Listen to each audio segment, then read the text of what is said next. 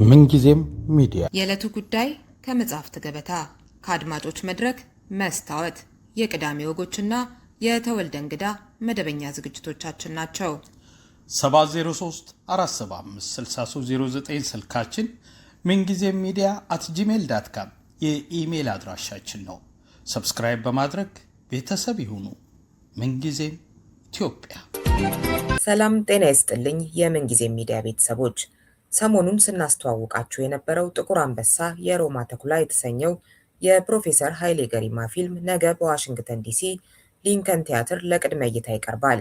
እስካሁን ትኬት ያልገዛችሁ እንድትገዙ ስፖንሰር በመሆን ወይም ዶኔሽን በመስጠት መቋጫው ላይ የሚገኘው ፊልም ተጠናቆ ለሕዝብ በሰፊው ደርስ ዘንድ እንድትተባበሩ ለማስታወስ ፕሮፌሰር ኃይሌ ስለ ፊልሙ የሚናገርበትን የሚከተለውን ቃለ መጠይቅ እንጋብዛችኋለን።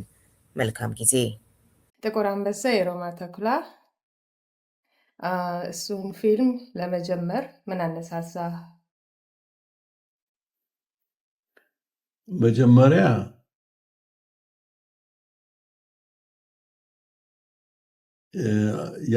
የአድዋው ጦርነት ዶኪመንተሪ ፊልም የሰራሁት አለ አይደለም፣ አድዋን አፍሪካን ቪክትሪ የሚባለው እሱ መሰለኝ የመጀመሪያው ሲድ አይዲያ እና ያኔ ሁለቱም በአንድ ተጠቃሎ በአንድ ላይ የሚነገር መስሎኝ ነበረ እና ስተኩስ ትዝ ይለኛል በ96 በፈረንጅ ስተኩስ ምን ነበረ፣ ሁለቱም አንድ ላይ ነበር የተወለዱ። አውዝ የሁለተኛውንም የፋሽስት ወረራ ይጨምር ነበር የምሰራው ነገር። በኋላ አብሮ አልሄድ አለ። ሁለት መንታ ሆነ። ዝም ብሎ ራሱን ምልሽ የተያያዘ መንታ ሲሆን መፈንቀል መለየት ጀመርኩና ለሁለቱ ለብቻ መነገር አለበት ብዬ ችልድረን ኦፍ አድዋ የሚል ሰፕሬት ፋይል መክፈት ጀመርኩኝ። እንደሱ ነው ዋናው። ግን ብዙ ጊዜ ምንድን ነው የባሰው ወይም ሜይ ቢ ቀደም ብሎ ሊሆን ይችላል። አሁን ምልሽ ሁሌም ማጣጣም ይቻላል የማይገናኙ ነገሮች። ግን ጣሊያኖችን ፊልም ፌስቲቫል ማግኘት ስጀምር እና የጣሊያኖች ኢትዮጵያ የወረራ ታሪክ ብቅ ባለ ቁጥር የሚሉኝ ደጋግመው የሚያናደኝ የነበረው የቆየ ነው ያናደደኝ። እኛ እኮ እንደ ፈረንሳይ እንደ እንግሊዝ አይደለንም። እኛ ትምህርት ቤት ቤተክርስቲያን ስናክም የኖርነን ይሉኛል። እና ከአባቴ ጋር ከማየው ጋራ ወይም የአባቴ መጽሐፍ ካየሁት ጋር አብሮ አይሄድም። በደንብ አዋቂም ባልሆነ የኢትዮጵያ ታሪክ አልጣጣመኛለ። ያናደኝ ነበር። እየተደበቁ እንደሆነ አውቃለሁ። ከዛ አንድ ትልቅ ፌስቲቫል ሪሚኒ የሚባል ከተማ ውስጥ የአፍሪካን የኮሎኒያል አፍሪካን ሲኒማቸውን የሚያሳዩበት ወቅት ነበረ። እዛ ፊልም ፌስቲቫል ተጋብዤ ነበር እኔ እና ብናይ የኢትዮጵያን ኮሎኒያል ያረጉትን የእነሱን ኮሎኒያል ታሪክ የመዘገቡት ወይም ሊያቀርቡትም የፈለጉ በዛ ጊዜ እንግዲህ በ1980 ገደማ ነው የጀመሩት። ምን ማድረግ ነው? አንበሳ ሲገሉ፣ ዝሆን ሲገሉ፣ ወፍ ሲገሉ፣ ክንፋቸው ትላልቅ ወፍ ገለው የኢትዮጵያን ሕዝብ ሲለኩ፣ የኢትዮጵያን ሕዝብ አፍንጫ፣ ከንፈር፣ ጆሮ ሲለኩ፣ ብልት ስላይቀር ሲለኩ የሚያሳይ ፊልም ሆነ እና ይሄ አደገኛ የናሬቲቭ ፖዚሽን እንዳለው ገባኝ እና መበሳጨት ሲጀምር ፊልም ሰሪዎች አብረውኝ ቁርስ የሚበሉት የጀርመን ፊልም ሰሪ ነበረ ያኔ፣ የቱኒዥያን የፊልም ክሪቲክ ነበረ፣ በጣም ጎበዝ፣ ስሙ አሁን ጠፋኝ። በጣም ቅርብ ጓደኛ እንደ ወንድም ነው የማየው ቱኒዥያ ሲሄድ እና ታላቄ ነው። ግን ከነዚህ ኡስማን ሰንቤን ሜድሆንዶ ጋር የነበረ ነው እና እነሱ በሙሉ ተሰበሰቡና ኃይሌ ገሪማ ሲያወራን ፊልም ሊሰራ ይፈልጋል ስለ ጣሊያን ኢትዮጵያ ታሪክ እና ፌስቲቫሉ እነዚህን የድሮ አርካይቭ ፉቴጆችን ለኃይሌ ገሪማ እንዲሰጥ ብሎ ፌስቲቫሉ በሙሉ አቴንደንት ያደረገው ፊልም ሰሪ በሙሉ ቮት አድርገው ሉቼ የሚባለውን እና ያን የፊልም ፌስቲቫል እንድትረዱት ብለው ፖዚሽን ፔፐር ወሰዱ። ትልቅ ሙቭመንት ሆነ። እኔ ተቃጥዬ ልሞት ነኝ። የማየው ነገር ሁሉ ሌላ ወሬ ነው። እና ሌላው ደግሞ ምልሽ ፊልም ተማሪም ሆነሽ የኒዮሪሊዝም የሚሏቸው የጣሊያን ፊልም ኒዮሪሊስት ፊልም ሰሪዎች ሁልጊዜ ታላላቅ ፊልም ሰሪዎች ናቸው፣ በፊልም ስኩል የሚከበሩ ናቸው። ሁልጊዜ ግን በየፊልማቸው ኢትዮጵያን ጠበስ ያደርጋሉ። እና ጠበስ ያደርገኛል እኔን ኢትዮጵያዊ በመሆኔ። ደግሞ አንድ ፊልም ይመጣል፣ ሴት ናት ፊልም ሰሪዋ፣ ጣሊያን ፊልም ሰሪ የታወቀች ናት። እና እሷ ደግሞ ጠበስ ታደርጋለች፣ ኮሜዲ ታደርገዋለች። የኢትዮጵያን ሴራቸውን ይሳሳቁበታል፣ መቃለጃ ያደርጉታል። ከዛ ያ ሁሉ ብስጭት ደግሞ አለ ዲፕ ዳውን። ይሄ ቀደም ብሎ ገና ትምህርት ቤት ፊልም ስኩል እያለሁ የነበረብኝ ችግር ነው። ካየሽ ደግሞ ሃርቨስት ላይ ካየሽ ከንቱ የሚባለው የሰውየው ባለመሬቱ ሰውዬ የባላባቱም ልትያቸው ትቻለች። ግን የባላባት ሲባል ትልቅ ነው፣ ትልቅ አፍ ከፍቶ አይዘጋም። ግን በእኛ ኤሪያ ባላባት አነስተኛ ናቸው፣ ትላልቅ አይደሉም። እና የእሳቸው አሽከር ከንቱ ምን ሲል ትሰሚያለሽ? በልጅነቴ እናቴ ረሩጥ አምልጥ አንተ ኑርልን ይሉኛል እያሉ እና ጣሊያኖች እያቃጠሉ ምን እያሉ ሲመጡ የሚለውን ሰውየው ደርጎስ አድርጎ ነው የከተተ ኢምፕሮቫይዝ ሲያደርግ። እኔን ራሴን ወጋኝ። ፊልም ሰሪ ሆኜ የጣሊያኖች ጦርነትን እነካዋለሁ፣ አንዳንድ ጊዜ ነካክቸዋለሁ መስሎኛል። ግን ይህ የሂውመን ስቶሪውን እሱ ነው ያመጣው እና ዝም ብሎ ኦርዲነሪ ተራ ሰውዬ ነው። እና ከንቱ ብዬ የሰየምኩትም ያው በዛ ክላስ የሚቆጥሩት እንደ ከንቱ ነው። እና ሊያጽናናቸው መጥቶ ልጅቷ ከሞተች በኋላ እኔም እኮ እንደዛ አሽከሮኝ እንዲህ ብዬ ጫማ ሰጠሃለው ሲያልቅብኝ ብለው ይኸው እስካሁን አልሰጡኝም ምናምን ይላል። እና ልጃም ደግሞ ቀደም ብለው ነው አሜሪካ ያለ ልጃቸው ሲመጣ እንትን ህይወቴን ያስተካክልልኛል። ይሄ ነገሮች አሉ። ግን ጠበቅ አድርጎ ያመጣው ምንድነው? በልጅነቴ ራንተ ኑር እያለች እኔ ዝም እየለፍልፍ ዝም ብለህ አትሄድ ውጣ ሲሉ ከዛ እና ዘንተኞቹ ውጣልን አንተ አታርፍም ይለዋል። ሰምተሽ ትዝ ይልሻል? እሱነን ቶሎ አትውጣ ብየዋለሁ፣ የፈለግከውን ለፍልፍ ብየዋለሁ። እዛ ላይ ለፍልፏል፣ ራሱ አምጦታል። እና ለእኔ ይሄ ሁሉ ምልሽ መንደርደሪያ የተያያዘ ነው፣ አንድ ነገር ብቻ አይደለም ዋናው። ሌላው ደግሞ ምልሽ ዶኪመንተሪ ባየው ቁጥር አሜሪካኖች የሆነ ዩሮፒያኖች የሰሩትን ዶኪመንተሪ ሳይ ኢትዮጵያ 3 ደቂቃ ስቶሪ ናት። አብሮ አይሄድም። ከአባቴ በቲያትር ስንሰራ ምን ስል ከተዋህዱኝ ነገሮች ጋር አብረው አይሄዱም። 3 ደቂቃ ያልቃል የኛ ታሪክ። እና ደግሞ ማይጨው ጦርነት የሚለው ደግሞ አጣበበብኝ ደግሞ እሱ እና እየሰፋ የሄደ ያንን ለማስፋፋት ባለው ትግል ነው። የአድዋውን የመጀመሪያ ቪክትሪ ኦፍ አድዋን አፍሪካን ቪክትሪን እየሰራ ባለበት ጊዜ ላይ ይሄ ሀሳብ ተጠነሰሰ መጣል። ነገር ግን 10 ሰዓት 5 ፓርት አንደኛ በአጠቃላይ መናገርም ይከብዳል አይቻልምም።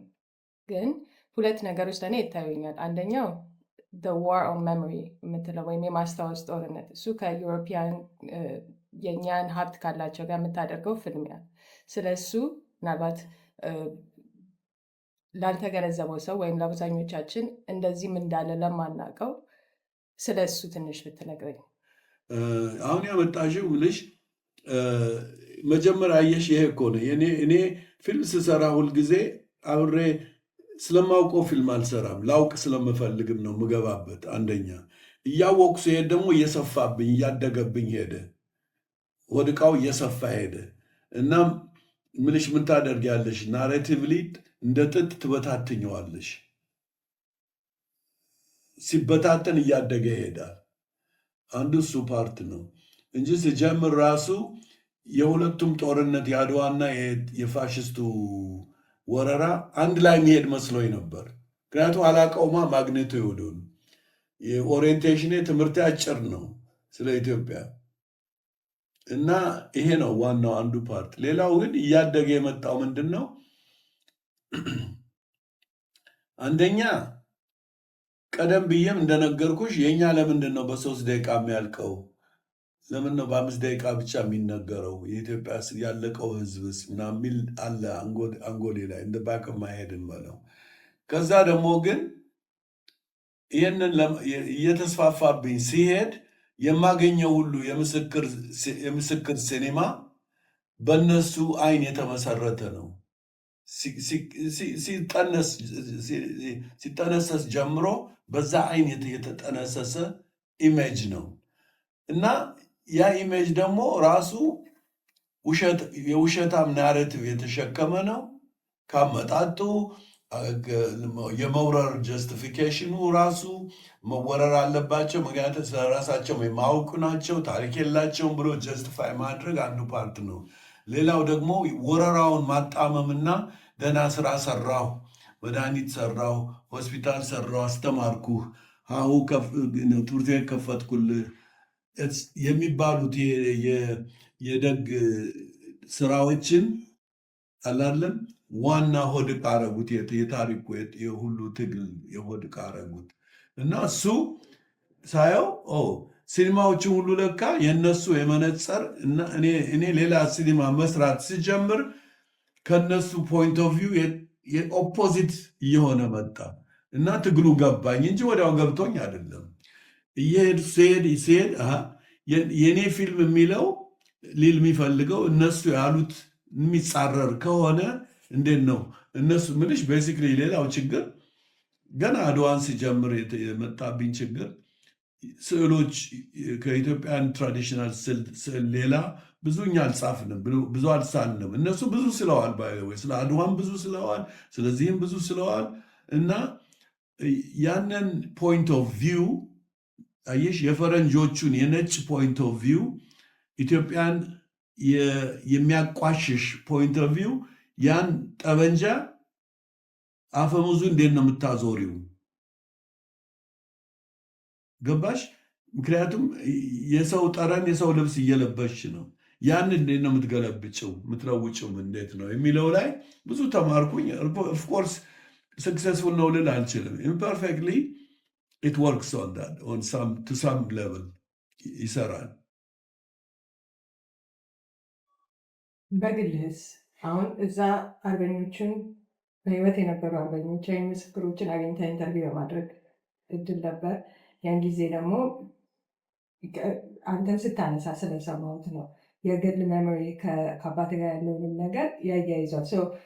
በአንተ በግል ፐርስፔክቲቭ ደግሞ ምን ስለ ይዘቱ ምን ትላለህ? እነዚህ አርበኞችን ስለማስታወሱ አንዳንድ ጊዜ ሁሉም ጦርነቶች የማይጨው ጦርነት ተብለው ተደባልቀው እንደሚወሰዱትም አብዛኛው ሰው ህይወቱን የገበረው የተዋጋው ሰው ያንን እድል ለመነሳት እንኳን ስሙን አያገኝም። ስለዚህ ይህንን ስትሰራ ምን እየተሰማ ነበር? ምን ይሆናል መሰለሽ እንግዲህ የኔ ትውልድ ስለዚህ የታሪክ አንቀጽ ያውቃል ብዬ አላምንም። ትንሽ ወፍ ዘራሽ ነገሮች እናውቃለን። በቤተሰብ የሚመጣ የዘመቱ ሰዎች ካሉሽ፣ አያት ከሞተ ትሰሚያለሽ።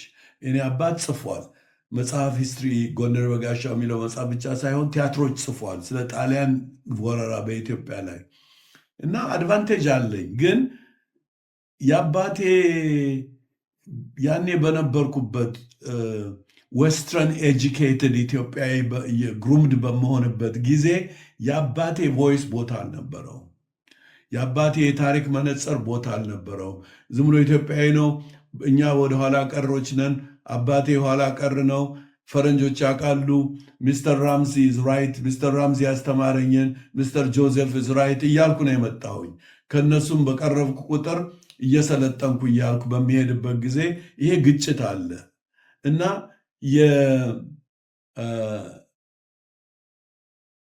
በጠቅላላው ምልሽ አንደኛ ምልሽ አድዋን ሲጀምር የገንዘብ ችግር ነበረ። የገንዘብ ችግርም ቢኖር ደግሞ መንታ ሆኖ ነው የተወለደ። የሁለተኛው ጦርነትና አንደኛው ጦርነት የአድዋው እና የኢትዮጵያ ጠቅላላ ኢትዮጵያ የተወረረችበት ሙሶሊኒ የችልድረን ኦፍ አድዋ ጦርነት እንበለው። ያንን ስጀምር ምንሽ እንዳልኩሽ በአንድ ገጽ ልሄደው ፈለግኩና አብሮ ሊሄድ አይችልም። እንዲያውም አንዱንም ሳላጠቅም አበላሽቼ እተወዋለሁ። ምክንያቱም ሁሉን ላጠራቀቀው ነው ማለት ነው። አንድ ላይ አድርጌ የፋሽስቱ አንድ ላይ ማጠራቀቁ የአድዋው አሸነፍናቸው ነው። የሁለተኛው ግን ደግሞ ቂሟቸውን እንዴት ከአድዋ እስከ 1930 በፈረንጆች የአድዋው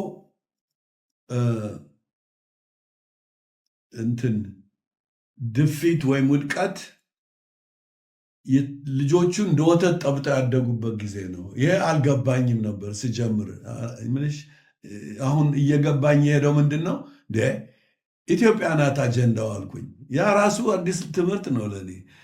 ለካ የሁሉ ትግላቸው መሳሪያ ሁሉ ሲሰሩ አጀንዳቸው ኢትዮጵያ ናት። ቀለበት ሲያዋጡ ሴቶች ሁሉ አጀንዳቸው ኢትዮጵያ ናት። ይሄ ኢምፓክት አልገባንም።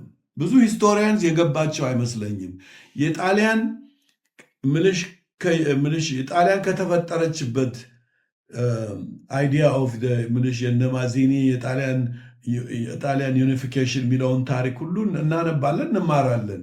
ያ ሁሉን ተምረን ግን እነ ሙሶሊኒ እንዴት እንደተወለዱ የእሱ ትውልድ ጀኔሬሽኖች አድዋው እንዴት ሜንታሊ ኦብሰስ እንዳደረጋቸው እና ህመምተኞች ናቸው። እንዴት ለጥቁር ተሸንፈን የሚለውን እኛ ሁሉም ይንቃል። ኢሮፓያኖቹ እንዲታወቅ አይፈልጉም። ግን አሁን ለምሳሌ እኔ መጠርጠርም ሲጀምር ስለ አድዋ ስሰራ ትዝ ይለኛል። ምን ይላሉ እንግሊዞች፣ የእንግሊዝ ጦር ሰራዊቶች ሁሉ ሮም ድረስ ሄደው አሰድባችሁና እናንተ ሁሉም ድሮም አትረቡም፣ አሁን ቶሎ እኛ ጋር ሚሊተሪ ይዘን እንመጣለን፣ ቶሎ ብለን ሂዳችሁ ይህንን ጥቁር ህዝብ ቅጡት የሚል ጥያቄ ተነስቷል። ይሄ ብዙ ጊዜ አይነገርም። ምክንያቱም ኢትዮጵያን ህዝብ ቀጠልን ህይወት እንጂ ታሪኩን ማጠራቀም አልጀመርንም። ከአሜሪካ ሲቪል ወር እንኳን የመጡ ነበሩ አድዋ ድረስ የአሜሪካን እንትኖች መርሰነሪዎች። ከዛ በኋላ ደግሞ የዓለም የነጮች መርሰነሪዎች የአድዋ ሽንፈት በጣም ያዋደቃቸው አንደኛ። ሁለተኛ በስቴት ሌቭል ከሄድሽ ደግሞ በመንግስት ሌቭል ከሄድሽ ደግሞ ናይጄሪያ እኮ ነገ እንዲህ ሊበላን ነው፣ ሱዳን ይኸው ተደሰት አሸነፉ ብሎ ያው የማይስማማ ህዝብ ነው ከኢትዮጵያ ጋር። ሊቢያ እንዲሆነ ኮሎኒያችን ምን ሊሆን ነው የሚል ያን ደግሞ አንደር ኤስቲሜት አድርገናል።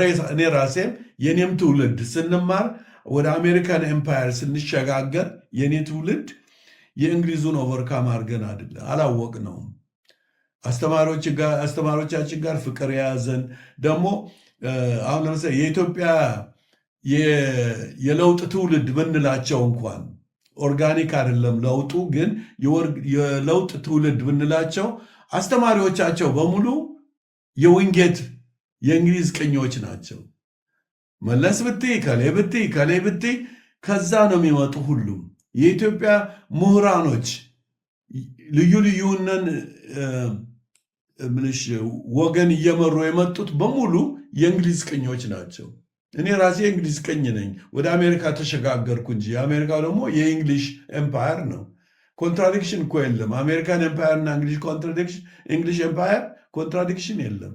ብሪቲሽ ኤምፓየር ቢኬም አን አሜሪካን ኤምፓየር ፒሪየድ። እና ይሄ ምልሽ እየቆየው የምማረው ነው። የራሴ ኢምፕሊኬሽን ደግሞ አለ። አንደኛ እኔ ብዙ ጊዜ ፊልም ስሰራ ራሴንም ላክም ስለምፈልግ ነው። እኔ ሌላ ሰው በኃይል አላስብም። የእኔ ትውልድ ኢትዮጵያ እዚህ አድርሷል ብዬ አምናለሁ። ይህም ደግሞ ኮንፊውዥን ነው። ይህም ደግሞ የእኔ ትውልድ ሚስኤጁኬትድ ነው። ግን ለምሳሌ እንደ አፍሪካን አሜሪካኖች አልጻፍንም። ሚስኤጁኬትድ ኦፍ ኢትዮጵያን የሚል መጽሐፍ አታገኝም። አሜሪካ ሀገር ግን ጥቁሮቹ ውድሰን ካርተር ሚስኤጁኬሽን ኦፍ ኒግሮ ብሎ ጽፈዋል። እኛ ግን የምንማረው ሁሉ የምንውጠው ሁሉ ታሪካችንን የሚነቅፍና የሚያዋድቅ ሆኖ የዛ ዋዳቂ ታሪክ ወታደሮች እንሆናለን። ያውም ደግሞ ትውልዳችን ኢፌክቲቭ የሆነ ጎሪላ ወርፌርን ያካሄድ ነው በታሪካችን ላይ እና ይሄ ምልሽ አሁን ማወራሽ እንደዚህ ሆኖ እየገባኝ የመጣው ነው። ምክንያቱም ሳላውቅ ስለጀመርኩ አውቃለሁ ልል አልችልም። ከአባቴም ጋር ቲያትር እየሰራ ፕራዮሪቲ አልነበረም የህይወት ሜይ ቢ ገርልፍሬንድ ነበረ መሰል ፕራዮሪቲ፣ በለስ መብላት ይሆናል ፕራዮሪቲ። አስመራ ሄደን ስናሳይ ቲያትር ትዝ ይለኛል። እኔና ባዘው ጓደኛ አብሮ አደጌ ሌሊት ተነስተን ነው ስለሰራነው ቲያትር እንኳን አናወራም። ህዝቡ ምን አለ፣ የኤርትራ ህዝብ ቲያትሩን አይቶ ምን አለ ምልሽ በለስ ልንበላ ነው። በጠዋት ተነስተ ሄደን በለስ ስንበላ ምን ውለው እና ለእኔ ፊልሙ ራሱ ልስራህ ስለው ያስተማረኝ ነው። ናው ካመጣሽው ጋር የሚያያዘው ምንድን ነው? አፍንጫ ስር ደግሞ አርበኞች ሞተው አልቀዋል። እያወቅኩ ነው መስራት እንኳን ሲጀምር ገንዘቡ መጥቶልኝ ጤዛን ምናምን እየሰራው ወይም ሪሰርች እያደረኩ ለአንዳንድ ፊልም ፕሮዳክሽን ገብቼ ግራንት ኑሮኝ በየቦታ እስከ አሰላ ሂጃለሁ፣ እስከ ደብረ ማርቆስ ሂጃለሁ፣ እስከ ወንደር ሂጃለሁ።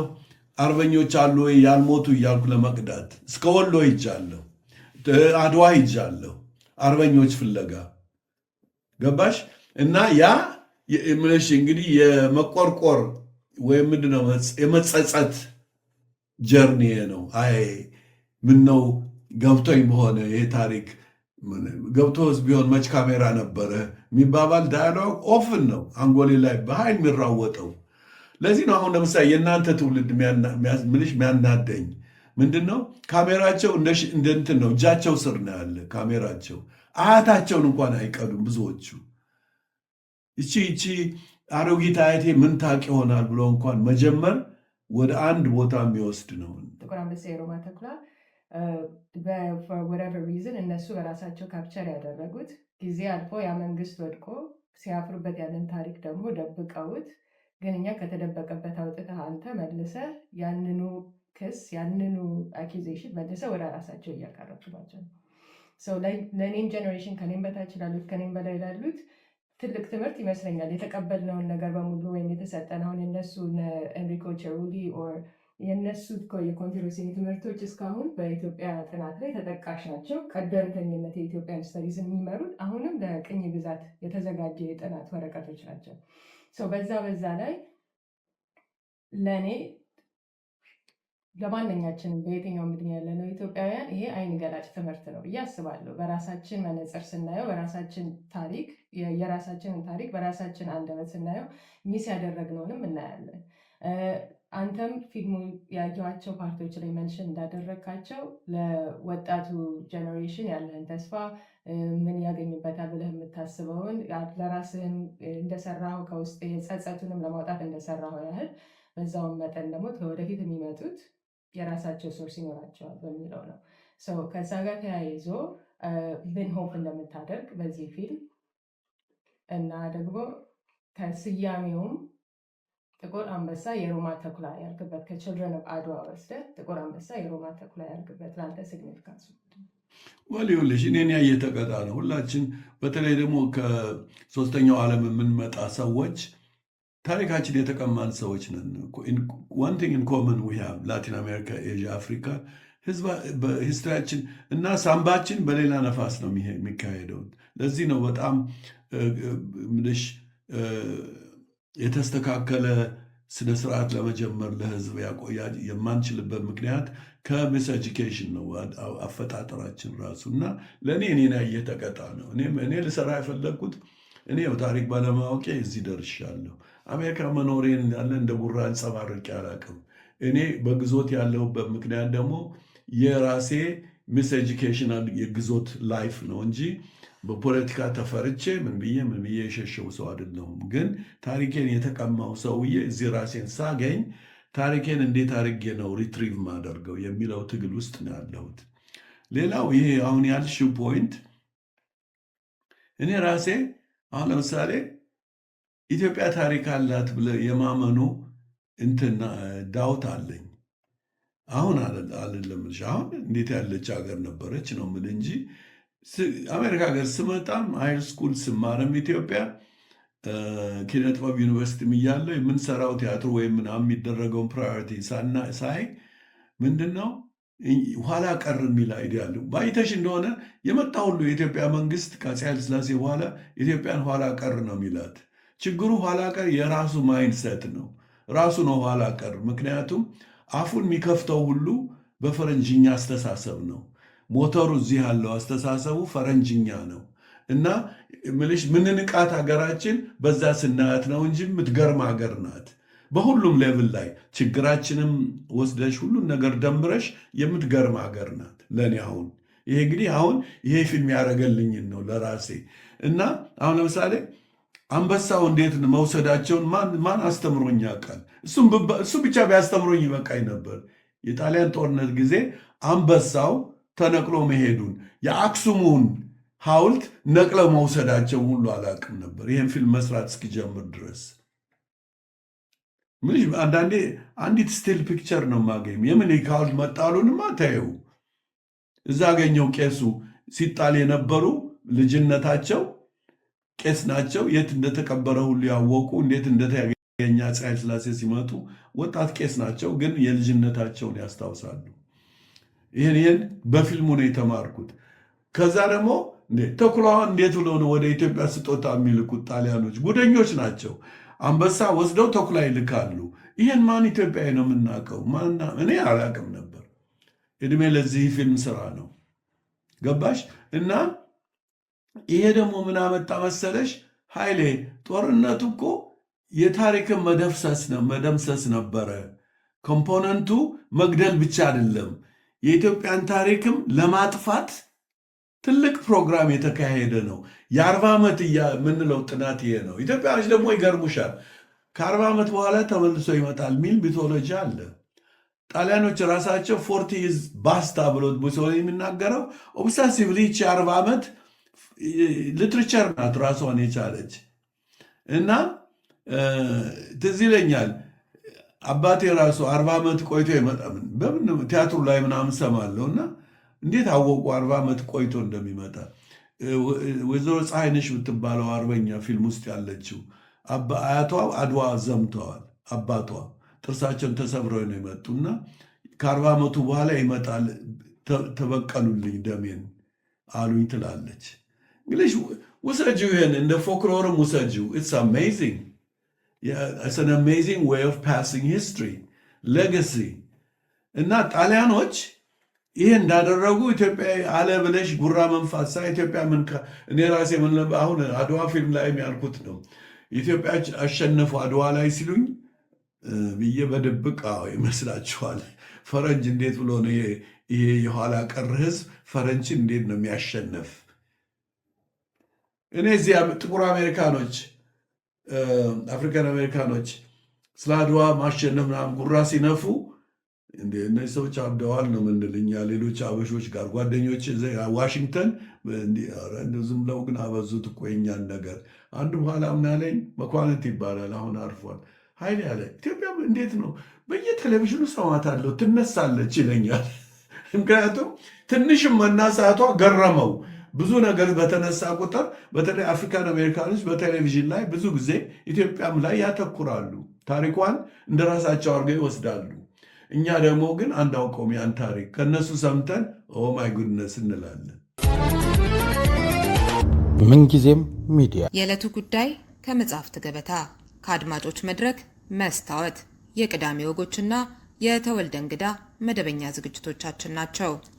703 475 6309 ስልካችን፣ ምንጊዜም ሚዲያ @gmail.com የኢሜይል አድራሻችን ነው።